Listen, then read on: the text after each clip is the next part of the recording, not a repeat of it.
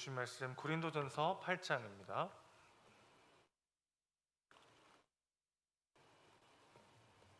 신약성경 272면 고린도전서 8장 1절에서 13절까지의 말씀 한 절씩 교독하시고 마지막 절 함께 읽겠습니다. 우상의 제물에 대하여는 우리가 다 지식이 있는 줄을 아나 지식은 교만하게 하며 사랑은 덕을 세우나니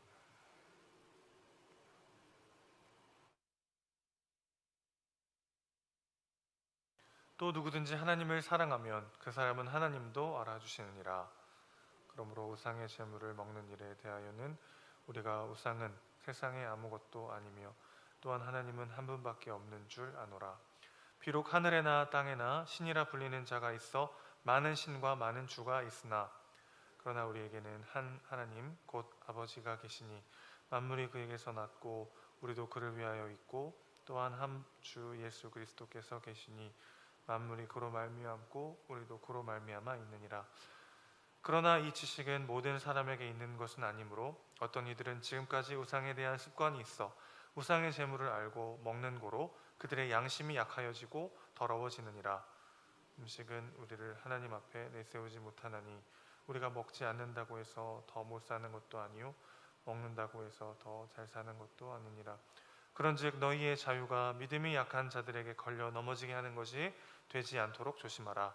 지식 있는 내가 우상의 집에 앉아 먹는 것을 누구든지 보면 그 믿음이 약한 자들의 양심이 담력을 얻어 우상의 제물을 먹게 되지 않겠느냐. 그러면 내 지식으로 그 믿음이 약한 자가 멸망하나니 그는 그리스도께서 위하여 죽으신 형제라.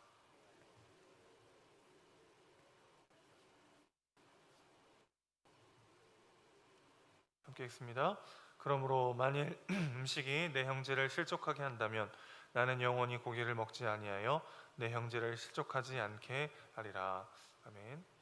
자녀를 양육하다 보면 많은 어려움을 겪게 되죠. 자녀가 어리면 어린 대로 또 성장하면 성장한 대로 그때마다 겪게 되는 어려움들이 있는 것 같습니다. 저의 경우에 특별히 자녀들을 키우면서 힘들었을 때는 아이가 예상치 못한 상황에서 고집을 부릴 때였던 것 같습니다. 아무리 설득하고 또 협박을 해도 고집을 꺾지 않을 때 참 난감했던 기억이 많습니다. 그런데 이 일은 저만의 경험은 아닌 것 같아요. 소아정신과 의사 서천성님의 아이와 함께 자라는 부모라는 책이 있습니다. 그 책에 보면은 비슷한 고민을 가진 부모들의 이야기가 나오는데요. 이렇게 한 부모가 질문을 합니다. 이게 정답인데 왜 못 받아들이나 모르겠어요. 아이들이 그럴 때 있죠. 이게 맞고 이게 정답인데 아이들이 그것을 받아들여 하지 않고 자기 고집을 부릴 때가 참 많이 있습니다. 이런 질문의 저자는 이렇게 대답을 합니다. 원래 정답이 듣기 싫은 법입니다. 정답이니 빼도 박도 못하잖아요. 부인하기가 더 힘들잖아요. 그래서 더 따뜻하게 말해야 합니다. 받아들이기 힘든데 받아들여야 하니 정답을 말할 때는 더 조심해야 합니다. 여러분 공감하시나요? 정답을 말할 때는 더 따뜻해야 한다고 합니다. 이건 아이들에게만 해당되는 이야기는 아닌 것 같습니다. 우리 모두에게 사실 어떤 사실이 진실이 되려면 사랑이 필요할 때가 참 많죠. 원래 복음은 기쁜 소식이기 전에 참 무례한 소식입니다. 내가 죄로 인해서 망가져서 내 안에 구원의 가능성이 전혀 없다고 말하니까요. 그런데 그게 사실이지만 그래서 많은 사람들이 그것을 받아들이기를 꺼려합니다. 그런데 그런 죄인을 위해서 그리스도께서 행하신 그 놀라운 희생과 사랑이 내 가슴에 박힐 때 그 사실은 진실이 되어서 마음에 차오르게 되죠. 사실은 그렇게 사랑을 만나야만 우리 안에서 진실이 되곤 합니다. 본문에서 바울은 우리에게 이렇게 질문하고 있는 것 같아요. 여러분은 여러분이 가진 지식을 무엇을 위해 쓰고 있습니까? 더 많이 사랑하기 위해서입니까? 아니면 내가 옳았음을 증명하기 위해서입니까? 우리가 가진 지식과 권리가 어떤 사안을 결정하는 유일한 근거가 되어서는 안 된다는 것을 바울은 오늘 본문을 통해서 강조하고 있습니다. 본문에 의하면 그것은 하나님의 뜻이 아니라고 말하고 있는 것이죠. 이게 맞으니까 이렇게 해야 된다. 혹은 나는 자유한데 나한테는 그것을 누릴 권리가 있는데 왜 못하는가? 이렇게 어떤 사안의 유무를 혹은 이걸 해야 하는지 말아야 하는지를 결정해서는 안 된다는 것이죠. 오직 그런 잣대만을 가지고 그 사안을 바라봐서는 안 된다는 것입니다. 특별히 바울은요, 지속적 배움을 동반하는 동사적 의미의 암과 변화가 없고 완결된 상태를 가리키는 명사적 의미의 지식을 구분하고 있습니다. 10절에서 11절 말씀 보시면요, 내 지식으로 믿음이 약한 자가 멸망한다. 그는 그리스도께서 위하여 죽으신 형제다. 이런 이야기가 나옵니다. 형제를 죽이는 지식, 사랑 없는 지식에 대해서 이야기하고 있고요. 3절에서는 겸손히 더 하나님을 힘써 알아가는 알므로 하나님을 사랑하는 데 힘써야 한다라고 하는 긍정적 의미의 지식도 이야기합니다. 3절을 이렇게 의역할 수 있을 것 같아요. 하지만 하나님을 사랑하는 사람은 누구나 참된 알을 소유한 사람입니다. 그러니까 형제를 죽이는 지식도 있고 참된 알에 해당하는 지식도 있는 것이죠. 나의 지식을, 나의 권리를 사랑하기 위해 사용할 때 그것은 참된 알미 되지만, 그러나 그것을 나의 만족과 유익을 위하여 사용할 때, 나의 정당성과 나의 자존심을 입증하기 위하여 사용할 때 그것은 상대방을 죽이는 지식이 된다는 것입니다. 이 원리를 바울은요, 우상에게 바쳐진 고기를 먹는 문제에 적용합니다. 이 문제는 불신자와의 관계에 있어서 어디까지를 포용해야 하는가로 오늘날 우리에게 적용할 수 있을 것 같아요. 상황화인가 타협인가, 이 문제가 항상 이슈가 되는데, 어디까지 우리가 불신자들을 포용할 수 있을 것인가, 이 문제에 있어서도 어떤 사실과 내가 가진 지식 그리고 나의 권리로만 그것을 해석하는 것이 아니라 무엇이 하나님 안에서 그 사람을 살리는 일이고 사랑하는 일인가를 고민해야 할 줄로 믿습니다.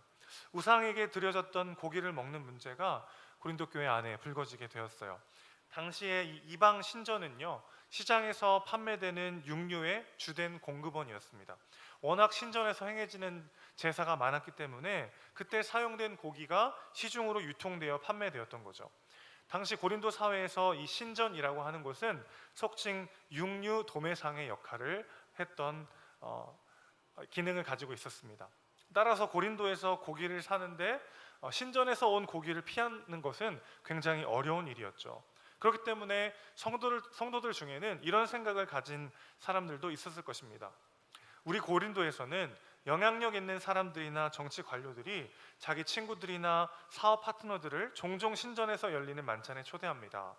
이들은 우리의 잠재적 전도 대상자들이 아닙니까? 고기 먹는 것을 거부하는 것은 불필요한 고집과 지나치게 방어적인 태도로 비춰질 것입니다. 하나님은 한 분뿐이시고 우상이란 원래 존재하지 않기 때문에 이 지식을 가지고 있는 우리가 우상에게 바쳐진 고기를 먹지 않을 이유는 없습니다. 이렇게 주장하는 성도들이 있었을 것 같습니다. 하지만 반대로 이렇게 생각하는 성도들도 있었을 거예요. 우상을 섬기는 의식에 사용된 고기는 더럽혀진 고기입니다. 신전에서 열리는 만찬이나 사교 모임에 아직도 가신다고요? 저는 더 이상 그곳에 갈 수 없습니다. 신전을 지나칠 때마다 저는 마치 제가 예전의 삶으로 돌아가는 것 같아 불편하고 불쾌하기까지 합니다. 많은 믿음의 선배들이 진정한 신자가 되기 위해 많은 희생을 치렀습니다. 예전에는 친하게 지내던 사람들로부터 속 좁은 사람이라고 비난당하고 조롱당할 때도 있었습니다. 우리는 오히려 그것을 자랑해야 하는 사람들이 아닙니까? 자, 여러분이라면 이 두 성도들 중에 어느 쪽에 손을 들어주시겠습니까? 이에 대한 바울의 판결은 간단했어요. 첫째, 우상에게 바쳐진 고기를 먹는 것은 전혀 문제가 되지 않습니다. 우상은 실제로 존재하지 않으며 고기에게 아무런 영향을 줄 수 없기 때문이죠. 그러나 둘째, 아직 죄악된 환경을 이길 수 없는 연약한 자들을 배려하는 마음으로 먹지 말라고 바울은 판결하고 있습니다. 먹건 먹지 않건 그것이 하나님의 영광에 아무런 영향을 줄 수 없고, 그것이 우리의 존재 가치에 1도 더할 수 없고 1도 뺄 수 없지만, 그러나 그것 때문에 연약하여 넘어질 수 있는 형제가 있다면 나는 영원히 고기를 먹지 않을 것이라고 13절에서 이야기하고 있죠. 동일한 사건, 동일한 사안을 서로 다르게 인식하는 사람들과 우리는 어떻게 하나됨을 이뤄갈 수 있을까요? 비록 존재하지 않는 신이라 할지라도 약한 자들의 신앙적 감수성에 실질적인 영향을 미칠 수 있다는 것을 바울은 지적하면서 약한 자들을 위해 자신의 자유를 제한하는 사랑이 필요하다고 우리에게 이야기하고 있습니다. 아이들 문제로 고생하시는 분과 아이가 안 생겨서 고생하시는 분이 서로를 이해하고 사랑할 수 있을까요? 배우자와의 갈등으로 고통당하시는 분과 배우자를 일찍 사별하셔서 외로움을 겪고 계신 분이 서로를 이해하고 용납하고 위로할 수 있을까요? 이게 정말 가능할까요?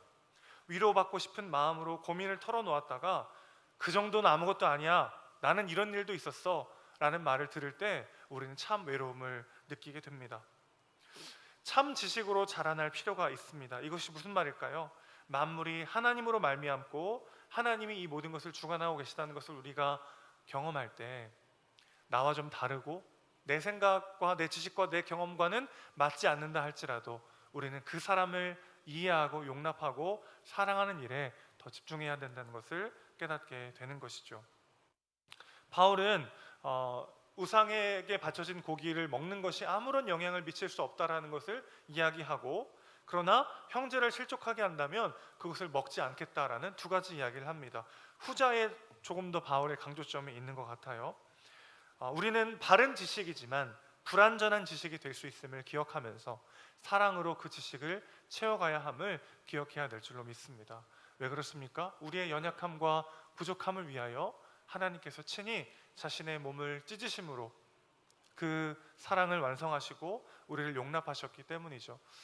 우리도 불완전하지만 용납받았기 때문에 우리의 불완전한 지식, 불완전한 의지, 불완전한 존재를 하나님께서 용납하셨음을 기억할 때 나와 좀 맞지 않고 내 지식과 내 경험과 내 생각에 조금 부족해 보이는 그 사람을 용납하려는 마음의 움직임이 시작될 줄로 믿습니다.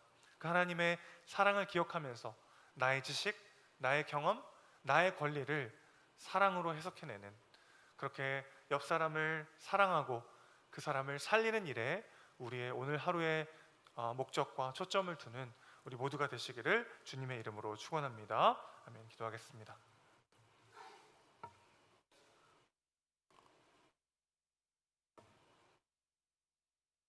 오늘 말씀을 생각하며 함께 기도하실 때 나의 지식과 권리를, 나의 자유를 무엇을 위해 사용하고 있는가 돌아봤으면 좋겠습니다. 그 지식 안에 사랑이 없다면 그것은 울리는 꽹과리에 지나지 않고, 내 권리에 사랑이 포함되지 않는다면 그것으로 다른 사람을 죽일 수 있는 말도 안 되는 일이 벌어질 수 있습니다. 자격 없는 우리를 사랑하신 하나님의 그 사랑, 오늘도 우리에게 넘치듯 쏟아부어지고 있는 하나님의 은혜를 기억하면서 주님, 내가 보기에 좀 부족한 것 같고 나와 맞지 않는 그 사람을 하나님의 사랑을 기억하는 방식으로 그 사람을 용납하고 사랑하는 삶을 살아가는 우리가 될 수 있도록 주님 도와주시옵소서. 말씀을 생각하며 함께 합심하여 기도하도록 하겠습니다.